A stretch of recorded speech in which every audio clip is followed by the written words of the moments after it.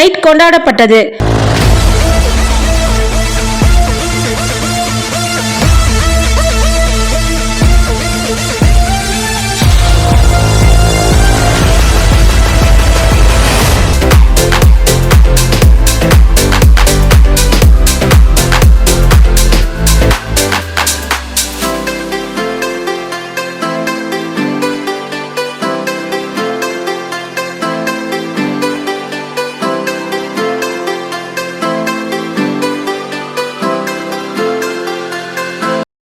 Rotary club மாவட்ட 32-33 Chennai rising stars சார்பாக முதலாம் ஆண்டு விழா சென்னை டி நகரில் உள்ள கேலக்ஸி ராயல் ரெசிடென்ஸ் ஹோட்டலில் மிக பிரம்மாண்டமாக நடைபெற்றது.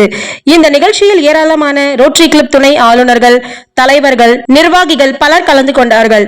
Chennai rising stars charter president rotarian Lakshmi Ramkumar அவர்கள் 2025 முதல் 2026 ஆண்டுக்கான முதல் தலைவர் ரொட்டேரியன் சுதா செந்தில்குமார் அவர்களுக்கு ரோட்டரி காலரை வழங்கி வாழ்த்துக்களை தெரிவித்தார்.